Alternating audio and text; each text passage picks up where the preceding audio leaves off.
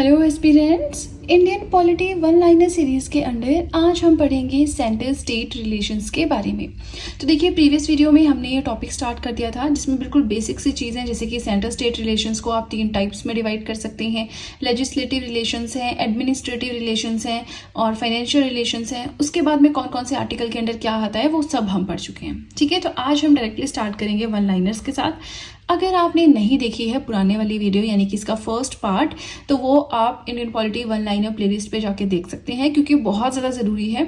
इन relations का मतलब क्या है, किसके अंडर हम क्या पढ़ेंगे। जैसे कि फाइनेंशियल रिलेशंस के अंडर हम टैक्सेशन पढ़ते हैं, हम रेवेन्यू डिस्ट्रीब्यूशन पढ़ते हैं। लेजिस्लेटिव रिलेशंस के अंडर हम लिस्ट पढ़ते हैं, यूनियन लिस्ट हो गया, स्टेट एंड कॉन्करेंट लिस्ट हो गया, इस तरह से। तो वो सब आपको वहाँ पे मैंने बताया हुआ है। ठीक है, आज हम डायरेक्टली यहाँ पे वन लाइनर्स के साथ स्टार्ट करेंगे। प्लस आर्टिकल्स मैंने यहाँ पे सामने लिख दिए हैं, अगर आपसे वो वीडियो स्किप हो गई है तो आप यहीं से देख सकते हैं। ठीक है जी, चलिए फर्स्ट पॉइंट हमारा आता है article under which all the subjects are divided into 3। ऐसा कौन सा आर्टिकल है जिसके अंडर जितने भी सब्जेक्ट्स हैं उन्हें 3 पार्ट्स में डिवाइड किया हुआ है। तो सबसे पहले तो कौन से सब्जेक्ट्स की बात हो रही है। ठीक है, तो हम पढ़ते हैं ना कि कौन से ऐसे टॉपिक्स हैं जिनके ऊपर सेंटर गवर्नमेंट लॉ बना सकती है, कौन से ऐसे टॉपिक्स हैं जिसके ऊपर स्टेट गवर्नमेंट लॉ बना सकती है, इस तरह से। तो देखिए, इसी तरह से जो टॉपिक्स हैं जिन्हें कि हम सब्जेक्ट्स कहते हैं, उन्हें 3 पार्ट्स में डिवाइड किया हुआ है। एक होता है आपका union list, then state list and then concurrent list. ये जो चीज़ है कि 3 टाइप्स में आप डिवाइड कर सकते हैं सब्जेक्ट्स को, ये अंडर आर्टिकल 246 मेंशन्ड है। ठीक है, ना यूनियन लिस्ट में कितने आर्टिकल्स नहीं कहेंगे, कितने टॉपिक्स या कितने सब्जेक्ट्स आते हैं, स्टेट लिस्ट के अंदर कितने सब्जेक्ट्स आते हैं, कॉन्करेंट लिस्ट के अंदर कितने सब्जेक्ट्स आते हैं, वो सब हमें यहाँ पढ़ना है। ठीक है, तो देखिए, यूनियन लिस्ट में प्रेजेंटली 100 सब्जेक्ट्स यानी कि 100 टॉपिक्स आते हैं। जिन्हें सब्जेक्ट समझ नहीं आता, न्यू है, उनके लिए मैं एक्सप्लेन कर रही हूँ। टॉपिक्स माने चीज़ें, जैसे कि डिफेंस है, फॉरेन अफेयर्स है, मिलिट्री है, इस तरह की चीज़ें आपकी यूनियन लिस्ट में आती हैं। मतलब इन टॉपिक्स के ऊपर सिर्फ सेंटर गवर्नमेंट लॉ बना सकता है, स्टेट गवर्नमेंट नहीं बना सकता है। ठीक है, अर्लियर 97 थे, अब इंक्रीज होके 100 सब्जेक्ट्स हो गए हैं। स्टेट लिस्ट की बात करें तो 61 ऐसे सब्जेक्ट्स हैं जो इसके अंडर मेंशन्ड है, अर्लियर 66 थे।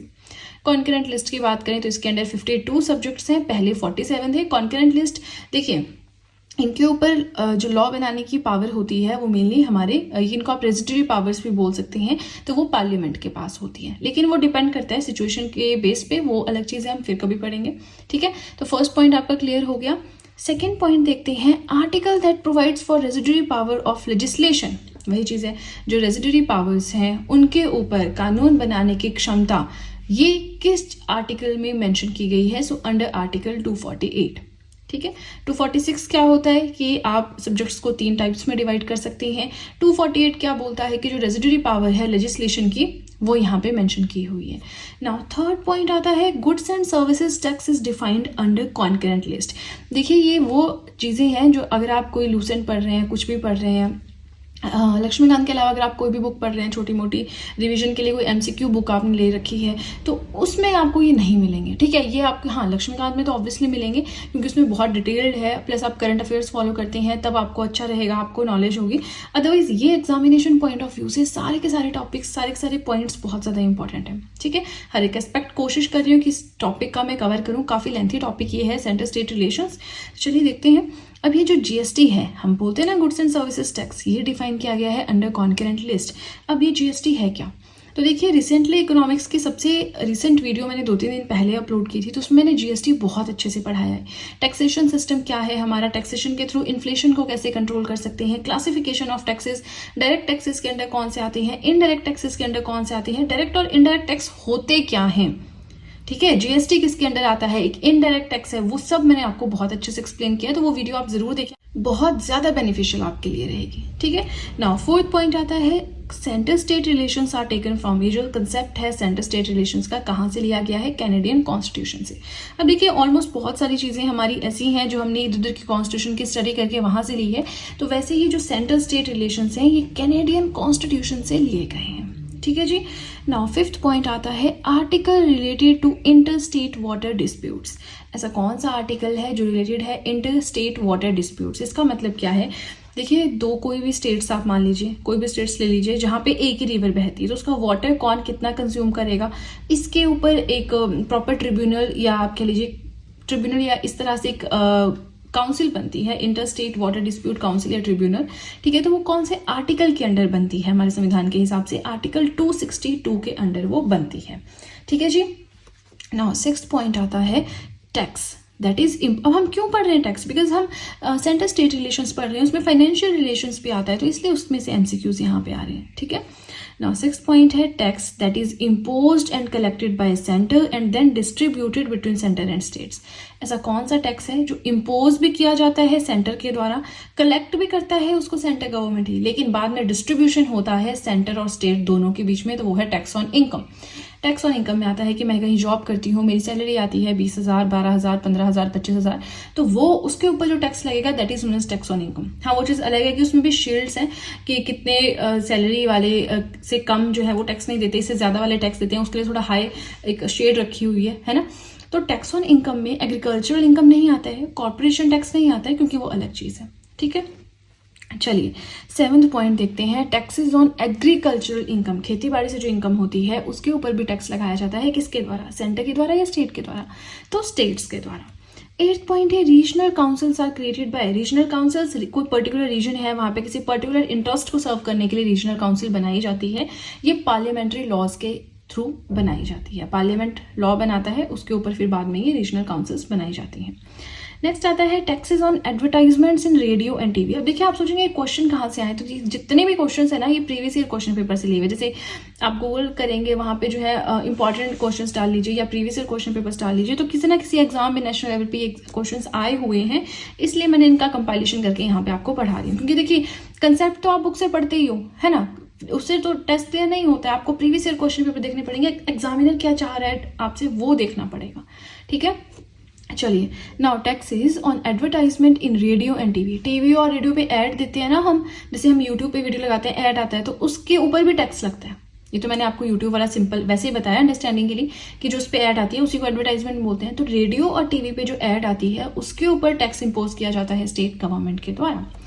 10th पॉइंट आता है inter state council is headed by, ये जो इंटर स्टेट काउंसिल है इसके हेड कौन रहती हैं? प्राइम मिनिस्टर जो भी हमारे होते हैं। अब इंटर स्टेट काउंसिल क्या है ये हम नेक्स्ट पार्ट या कह लीजिए नेक्स्ट पेज पे पढ़ेंगे, not in the next part, next page में पढ़ेंगे, ठीक है। अब देखिए मुझे तो काफ़ी इंटरेस्टिंग लगा ये टॉपिक, मुझे नहीं पता आप लोगों को इंटरेस्ट आ रहा है कि नहीं। सेंटर स्टेट रिलेशंस में अगर आप ये वाली चीज़ देख लेंगे ना मेरे प्रीवियस वीडियो पे जाके जहाँ मैंने अच्छे से एक्सप्लेन किया, तो उसके बाद में भी आपको इंटरेस्ट आए अगर आपको समझ में नहीं आ रहा है, ठीक है। प्लस जो भी आपको लगता है कि कोई नई चीज़ है उसे अपने नोट्स में ऐड करें, ज़रूरी नहीं आपको अलग से नोट्स बनाने हैं। हाँ, अगर आप अलग से नोट्स बनाते हैं 20-30 पेजेस के नोट्स बनेंगे, क्योंकि देखिए मुझे तो हर एक चीज़ यहाँ पे पढ़ानी पड़ रही है तो इतने पेजेस हो गए हैं, लेकिन आपको तो कुछ कुछ चीज़ें आती होंगी तो उनको आप नहीं लिखेंगे नोट्स में, जो नहीं आता वो लिखना है ना। तो आपके नोट्स काफ़ी शॉर्ट बनेंगे और बार बार रिवीजन का उनका बहुत फायदा है, क्योंकि ये प्रीवियस ईयर क्वेश्चन पेपर से उठाए गए क्वेश्चन है, ठीक है जी। चलिए इसी के साथ फर्स्ट पेज हो गया हमारा कंप्लीट। अब चलते हैं अपने नेक्स्ट पेज की ओर। तो हम लास्ट में हमने क्या पढ़ा कि इंटर स्टेट काउंसिल के हेड कौन होते हैं? हमारे प्राइम मिनिस्टर। तो यहाँ पे इंटर स्टेट काउंसिल के बारे में जानना तो बनता है।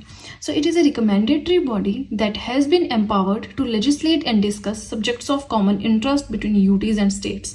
अब ऐसी एक ये बॉडी है जो रिकमेंडेशन देती है, सुझाव देने वाली एक संस्था है, जिसका मेन ये काम ये है कि कोई कॉमन इंटरेस्ट, कोई एक ऐसा टॉपिक है जो लोगों के लिए बहुत पावरफुल, जैसे वुमेन एम्पावरमेंट हो गया, एजुकेशन हो गया, तो उसके ऊपर अगर कोई इशू चल रहा है उसको इन्वेस्टिगेट करना, उसके सब्जेक्ट्स को डिस्कस करना, चाहे वो यूटीज के बीच में चाहे वो स्टेट्स के बीच में, तो इस तरह से इंटर स्टेट काउंसिल है, ठीक है। इंट्रा क्या होता है? एक के अंदर। इंटर स्टेट क्या होता है? 2 स्टेट्स या एक स्टेट एक यूटी, इस तरह से, ठीक है। Now for the better coordination of policy, कि कोई भी पॉलिसी अगर रिलीज हुई है, इम्प्लीमेंटेशन उसकी हो रही है, तो वो ढंग से हो जाए। अब ये तो बिल्कुल बेसिक सी चीज़ है, आप चाहें तो नेगलेक्ट भी कर सकते हैं, इतना इंपॉर्टेंट नहीं है। बट इंटर स्टेट काउंसिल कौन से आर्टिकल के अंडर आता है? Under article 263। इसके हेड कौन होते हैं? प्राइम मिनिस्टर जी, ठीक है जी। अब very very important part, committees related to the centre state relation. Centre state relation से रिलेटेड कमेटीज कौन कौन सी? तो यहाँ पे 4 कमेटीज का जिक्र किया है, उनके हेड कौन थे वो भी मैं पढ़ाऊंगी, ठीक है। तो Raj Mannar committee, doctor PV Mannar इसके हेड थे। Sarkaria commission, Ranjit Singh Sarkaria, very very important. Setalvad commission, MC Setalvad, and Punchhi commission, Madan Mohan Punchhi. तो ये 4 कमेटीज जो है हमारी सेंटर स्टेट रिलेशन से रिलेटेड है। कई बार क्वेश्चन आ सकता है कि सरकारिया कमीशन किससे रिलेटेड है? सेंटर स्टेट रिलेशन से रिलेटेड है, तो आपको पता होना चाहिए, ठीक है जी। इंटर स्टेट काउंसिल पढ़ पढ़ लिया, इंपॉर्टेंट कमेटीज जो कि सेंटर स्टेट रिलेशन से हैं संबंधित वो हमने पढ़ ली। अब हमें पढ़ना है कुछ 2-3 एमसीक्यूज रहते हैं वो। अब देखिए अभी भी कुछ बहुत सारे टॉपिक्स ऐसे हैं जो रह गए हैं, कवर नहीं हो पाए हैं, तो एक और पार्ट मैं इसका लेकर आऊंगी, उसे भी आप जरूर देखिएगा, ठीक है, बहुत ज़्यादा इंपॉर्टेंट आपके लिए रहेगा। और उसके साथ ही फिर हमारा ये टॉपिक जो है सेंटर स्टेट रिलेशंस का कंप्लीट हो जाएगा। This is just the second part, third part भी अभी इसका आना है, ठीक है ना। 11th पॉइंट है राजमनार कमेटी, जिसका जिक्र यहाँ पे हुआ है, जिसके हेड डॉक्टर पीवी मन्नार थे। वो कॉन्स्टिट्यूट की गई थी तमिलनाडु के द्वारा 1969 में, ठीक है। 12th पॉइंट आता है taxes on given goods. Tax हमने पढ़ा इनकम के ऊपर, टैक्स हमने पढ़ा एग्रीकल्चरल इनकम के ऊपर। तो अब हम ये जानेंगे कि गिवन गुड्स जो होते हैं इनके ऊपर जो टैक्सेस लगते हैं कौन से लिस्ट के अंडर हैं, स्टेट लिस्ट, यूनियन लिस्ट या कॉन्करेंट लिस्ट। तो देखिए स्टेट लिस्ट के अंडर है गिवन गुड्स के ऊपर लगने वाले टैक्सेस। अब गिवन गुड्स क्या होते हैं, अब ये भी तो जानना पड़ेगा ना। सो देखिए the goods that increase consumption as the price increases. कोई भी ऐसा सामान, कोई भी ऐसी चीज जिसका अगर प्राइस बढ़ जाए तो कंजप्शन भी बढ़ जाती है, उसका यूज भी बढ़ जाता है, ठीक है। ये नॉन लग्जरी प्रोडक्ट है, ऐसा नहीं कोई लग्जरियस आपके प्रोडक्ट है, नॉन लग्जरी प्रोडक्ट है, कॉमनली यूज प्रोडक्ट, आम आदमी जीवन में जो यूज करता है, इस तरह की ये चीजें होती हैं। अब एग्जाम्पल में आने से पहले यहाँ पे देखिए कोई भी चीज़ है, अगर उसका डिमांड बढ़ रहा है, सॉरी अगर उसकी प्राइस बढ़ रहा है, यहाँ पे उल्टा होगा, ठीक है। अगर प्राइस बढ़ रहा है तो उसकी डिमांड एकदम से बढ़ जाएगी, प्राइस अगर उसका कम हुआ तो उसकी डिमांड भी कम हो जाएगी। इस तरह के गुड्स को हम कहते हैं गिवन गुड्स। इसके एग्जाम्पल है व्हीट, अनियन, टमाटो। आपने देखा है प्याज के एक टाइम पे जैसे बरसात आती है ना, तो प्राइस बहुत ज़्यादा बढ़ जाते हैं, है ना, 100 क्रॉस कर जाता है, तो उस टाइम पे भी हम लेते हैं, खरीदते हैं। और जब ये 20, 15, 20, 25, 30 इस रेंज पे चलता है तब भी हम लेते हैं। तो होता क्या है कि जैसे ही किसी चीज का प्राइस बढ़ रहा है, डिमांड भी एकदम से बढ़ जाती है। इस तरह की चीजों को हम गिवन गुड्स बोलते हैं। मेनली इंफीरियर प्रोडक्ट्स होते हैं, बहुत अच्छी चीजें नहीं होती हैं, लेकिन इसको सोसाइटी बहुत ज्यादा यूज करती है, ठीक है जी। अब देखिए इसी के साथ हम पहुंच गए अपने लास्ट पॉइंट की ओर। अगेन आपसे रिक्वेस्ट है वीडियो के साथ में नोट्स बनाएं, बिलीव भी बहुत ज़्यादा इंपॉर्टेंट आपके लिए रहेंगे, ठीक है। सो 13 पॉइंट है that parliament has the exclusive power to make extra territorial legislation. अब ये बड़ा हटके कंसेप्ट है। पार्लियामेंट के पास क्या पावर है कि जो इंडियन टेरिटरी है, जो इंडिया का क्षेत्र है, उसके ऊपर लॉज बना सकती है, फिर चाहे वो हिमाचल प्रदेश है, फिर चाहे वो तमिलनाडु है, फिर चाहे वो अंडमान एंड निकोबार है, फिर चाहे वो पुडुचेरी है।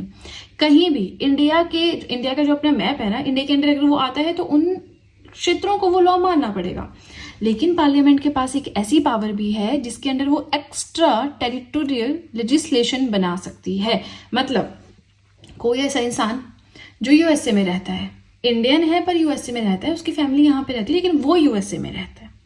अब उसने वहां पे घर खरीद लिया है, अपनी कंपनी खड़ी कर दी है, कार खरीद ली है, एक और फार्म हाउस खरीद लिया है। तो जो भी एक्स्ट्रा टेरिटोरियल लेजिस्लेशन के अंडर लॉज बनती हैं, वो सारे लॉज एप्लीकेबल होंगे उस इंडियन सिटीजन के ऊपर जो बाहर रहकर पैसा कमा रहा है, प्लस उसकी प्रॉपर्टी जो उसने दुनिया के किसी भी और भाग में ले ली है, ठीक है। Now, these are the laws of the parliament which are applicable to the Indian citizens and their property in any part of the world. Territory legislation तो हो गया, मैं हिमाचल में रहती हूँ, कोई भी लॉ आते हैं तो मुझे मानना पड़ेगा। आप तमिलनाडु में रहती हैं, आप लक्षद्वीप में रहते हैं, आपको भी मानना पड़ेगा। लेकिन कोई ऐसा इंसान जो बाहर यूएसए में रहता है, उसी क्या मतलब यहाँ पे क्या लॉ बन रहा है। लेकिन अगर कोई एक्स्ट्रा टेरिटोरियल लेजिस्लेशन बनता है तो उसको, चाहे वो यूएसए में रह रहा है, कनाडा में रह रहा है, हांगकांग में रह रहा है, इंग्लैंड में रह रहा है, उसको वो लॉ मानना पड़ेगा। प्लस अगर वो लॉ प्रॉपर्टी से रिलेटेड है तो वहां पर जो उसकी प्रॉपर्टी है उसके ऊपर भी वो लागू होता है, ठीक है जी। चलिए इसी के साथ हमारा आज का जो ये टॉपिक था वो हुआ कंप्लीट इन द सेंस कि आज का पार्ट, हमारा सेकंड पार्ट कंप्लीट हुआ है। एक पार्ट और बचता है, उसमें भी काफी इंटरेस्टिंग चीजें हम पढ़ेंगे। इवन वैसे तो एग्जामिनेशन पॉइंट ऑफ व्यू से हम पढ़ रहे हैं, लेकिन अगर आप इंटरेस्ट के साथ देखें ना कि गिवन गुड्स क्या होते हैं, एक्स्ट्रा टेरिटरी लेजिस्लेशन क्या होता है, मतलब कि कोई बाहर रहता है उसके ऊपर भी इंडिया के लॉज चल सकते हैं, तो ये बहुत ही मतलब अंडरस्टैंडिंग और समझने वाली बातें हैं, है ना, अगर किसी को इंटरेस्ट हो। प्लस पॉलिटी तो ऐसा सब्जेक्ट है कि किसी को भी इसमें इंटरेस्ट आ जाता है। आप लक्ष्मीकांत पढ़ना शुरू करेंगे तो आपका मन करेगा मुझे यही पढ़ना है, मुझे और कुछ पढ़ना ही नहीं। अभी मैं कोशिश कर रही हूँ कि लक्ष्मीकांत के 100 नोट्स भी मैं स्टार्ट करूँ, बट अभी थोड़े से सब्जेक्ट्स बहुत है मुझे पढ़ाने के लिए। जैसे आर्ट एंड कल्चर खत्म होने वाला है, ये पॉलिटी हमारी खत्म होने वाली, तो मैं सोच रही हूँ कि जैसे खत्म होते हैं, कंप्लीट होते हैं सब्जेक्ट्स, फिर उसके बाद एक ही सब्जेक्ट लाऊंगी, चाहे लक्ष्मीकांत एम लक्ष्मीकांत सर की बुक है ना, बट वो बहुत टाइम कंज्यूमिंग है, तो मैं ज़्यादा वीडियो नहीं अपलोड कर पाऊंगी अगर मैं उसे पढ़ाती हूँ, ठीक है जी। चलिए, इसी के साथ हमारा आज का टॉपिक हुआ कंप्लीट। वीडियो पसंद आए तो लाइक ज़रूर कीजिएगा, चैनल को ज़रूर सब्सक्राइब करें, बेल आइकन को प्रेस करें सो दैट मैं जैसे कोई वीडियो अपलोड करूं सबसे पहले नोटिफिकेशन आपके पास पहुंचे। प्लस जो भी आपके फ्रेंड्स हैं जो भी गवर्नमेंट एग्जाम्स के लिए प्रिपेयर कर रहे हैं उनके साथ भी मेरे चैनल का लिंक ज़रूर शेयर करें so that in handwritten notes का उन्हें भी कुछ फ़ायदा हो सके। तो चलिए फ्रेंड्स, आज के लिए इतना ही। अब हम मिलेंगे नेक्स्ट वीडियो में। So that's it and see you soon.